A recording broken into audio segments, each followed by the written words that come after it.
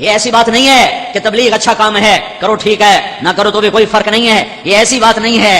ایسی بات ہوتی تو ہمیں اب بڑی گنجائش ہے گھر بیٹھنے کی، پڑھنے کے بعد تو بڑے راستے نظر آ جاتے ہیں جان بچانے کے۔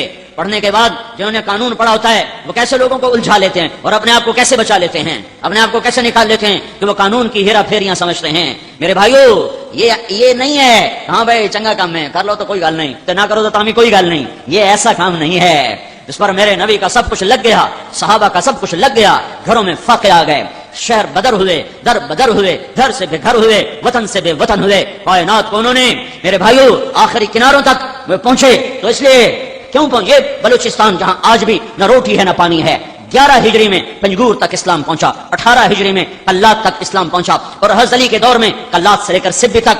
آج بھی میں ابھی وہاں سے میرا چلا چل رہا ہے، بلوچستان کا سفر کیا ہے، آج بھی انسان نظر نہیں آتے۔ تو آج سے 14 صدی پہلے وہاں کیا تھا جس کو فتح کرنے کے لیے خلفائے راشدین کے دور میں یہاں صحابہ پہنچے ہوں؟ کچھ لوگ رہتے تھے جھونپڑوں میں، یہ جہنم میں جانے سے بچ جائیں اس لیے ان تک لشکر اسلام پہنچے ہیں۔ عبد الرحمن بن سمرہ بلوچستان میں سو گئے، خزدار اور قلات کے بیچ ایک علاقہ تھا زہری، اس میں ان کی قبر بنی، وہیں ان کا انتقال ہوا۔ عثمان رضی اللہ عنہ کے دور میں اس علاقے کے گورنر تھے یہ۔ بھائیو یہ تو اس امت کا مقصد تھا، مقصد اسی کو ہی، کوئی بات نہیں، مستحب ہے، تبلیغ مستحب ہے۔ جب علماء سے سنتا ہوں تو میرا کلیجہ چر جاتا ہے، کیسے سمجھاؤں، کہاں سے الفاظ لاؤں جو دستک دے سکیں دل کے دریچوں پر۔ جو پھرے گا وہ سمجھے گا، جو پھرے گا وہ سمجھے گا۔ درد کو درد والا محسوس کرتا ہے، دوسرے کو کیا پتا کہ یہ کیوں تڑپ رہا ہے۔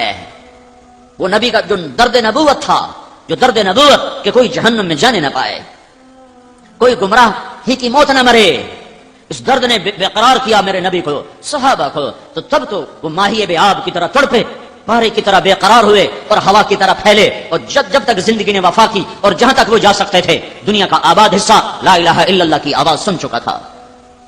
ہمارے ذمہ دستک دینا ہے، دل میں اتارنا ہمارے ذمہ نہیں۔ میں کہا کرتا ہوں تشکیل ہمارے ذمہ نہیں، پہنچانا ہمارے ذمہ ہے۔ یہ کتنے تبلیغ والے بے وقوفی میں کہتے ہیں بیان اصل نہیں تشکیل اصل ہے۔ بھائی بیان اصل نہیں تشکیل اصل ہے، نہیں، دعوت دینا اصل ہے، تشکیل تو میرا اللہ کرتا ہے۔ میں کسی کو اٹھا سکتا ہوں؟ ہاں بھائی بیان اصل نہیں، میں 3 گھنٹے بیان کر کے بیٹھا ہوں، تھک کے کمر میں درد ہے، اور تشکیل والا کہتا ہے بھائی بیان اصل نہیں تشکیل اصل ہے۔ مجھے خامخواہ بٹھایا تھا 3 گھنٹے یہاں؟ دعوت اصل ہے، ہماری ذمہ دعوت دینا ہے۔ اگرچہ بت ہیں جماعت کی آستینوں میں، مجھے ہے حکم اذان لا الہ الا اللہ، میں تشکیل نہیں کر سکتا، میں دل نہیں پھیر سکتا۔ کیسے لڑ گئے قریش مکہ میرے نبی کے ساتھ، اللہ کا ارادہ نہیں ہوا، نہیں دل پھر سکے۔ ہاں میرے ذمہ صدا لگانا ہے، درد کے ساتھ، غم کے ساتھ، دکھ کے ساتھ، تڑپ کے ساتھ۔ خنجر لگے کسی کو تڑپتے ہیں ہم امیر، سارے جہاں کا درد ہمارے جگر میں ہے۔ یہ مزاج اسلام ہے، یہ مزاج ایمان ہے کہ کسی کو گمراہی میں دیکھ کے تڑپ جاؤ، نفرت نہ کرو، نفرت نہ کرو۔ وہ اداکار آتے ہیں، یہ سٹیج کے اداکار آتے ہیں، مولانا جمشید صاحب سے آ کر رات کو 2-2:30 بجے ان کو اٹھاتے ہیں، 2-2:30 بجے، 80 سال کا بوڑھا۔ تو جواد وسیم صاحب جو اداکاروں میں کام کر رہے ہیں، وہ 2 باتوں پہ کہتے ہیں سارے اداکار روتے ہیں، 2 باتوں۔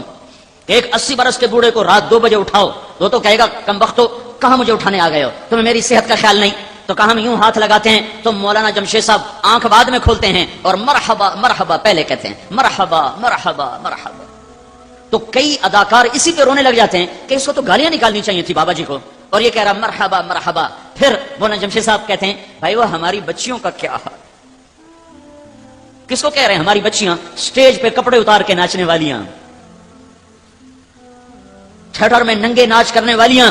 تو جواد سے کہتے ہیں بھائی وہ ہماری بچیوں کا کیا حال ہے؟